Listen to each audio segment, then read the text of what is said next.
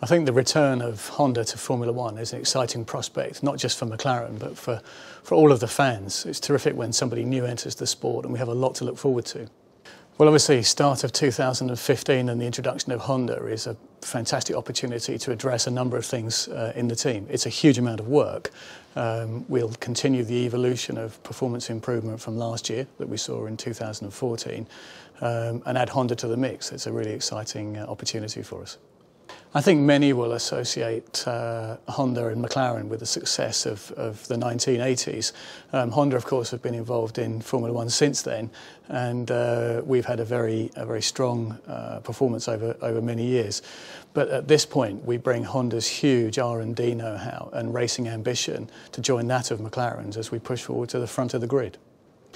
Under the current technical and sporting regulations, with the new power units that contain a tremendous amount of torque from the battery systems as well as the V6 engine, being able to manage that and give the driver controllable delivery of power is quite a critical factor for these cars. So all of the teams, and ourselves included, will be trying to make sure that the car is very drivable. So our aerodynamics, our power delivery, our management of the electronic system, which is complex, all has to be tuned into a sweet spot. And two world-class world champion drivers is a great place to start with that. Both McLaren and Honda have huge ambitions for their Formula One program. Honda haven't returned with anything other than ambitions to be at the front and to win races and championships, and that's why we make such good partners. But we have to be realistic about the process of getting to that.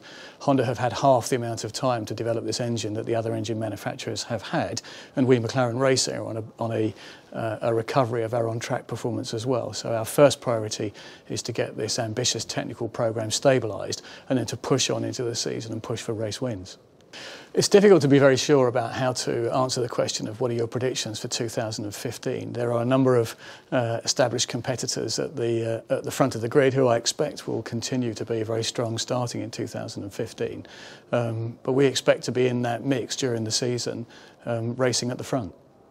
Working with Honda has been actually pretty straightforward, easier than I think we thought that it was going to be at arm's length. It's been a long time since we've worked closely together, but over the last 2 years we've formed some really interesting programs and projects together and some real friendships in that relationship, and we truly are one team. Working at the front, Formula One is a demanding business and a demanding sport. Any fragility in reliability, any faint-heartedness in the drivers, any lack of competitiveness in the chassis team, and you're exposed in front of millions of people. So it's a very tough sport, but we have what it takes and we know what it takes to be able to win championships in this season, and that's what we're going to start working with Honda on. So I'm confident that we can get back to the front. I'm confident that we have everything that we need to get the job done. Yeah, I think we're all excited about the driver lineup for 2015. Two world champions in the car, two demanding guys, very different drivers, slightly different driving styles, is a tantalising prospect. And there's been much media speculation about Fernando and his relationship with us last time. But I think we can confidently put that to one side and say we're just here to get the job done.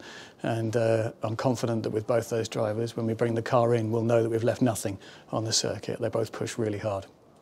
Kevin's obviously disappointed not to get the race drive, but then I guess if he looks in the mirror and shaves in the morning, he'll know that he's been ousted by two world champions. That's a reality. He has to deal with that. But he is a terrific young prospect in Formula One. I'm confident he will be back in Formula One. This year he will be a reserve driver for us and help very much behind the scenes with our simulator and car development program. So he has an important contribution to make, but I understand he wants to be in the front.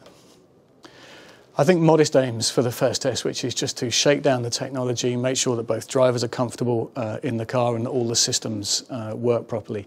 We've got a huge amount of new technology on this car. We have a new ERS pack with lithium-ion battery technology, new power electronics, an all-new V6 engine, a new aerodynamic platform, two drivers, all new hydraulics, gearbox. So there's a lot to shake out.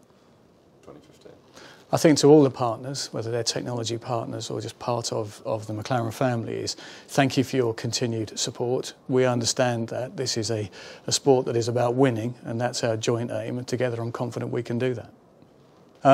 If I were name-checking some of the partners who've been working incredibly hard over the last 12 months with us, I think I would put into that mix ExxonMobil, for sure. The work that they're doing on the fuels and lubes program behind the scenes is just relentless, and we've had to do it with both Mercedes and now with Honda, so thank you very much to them.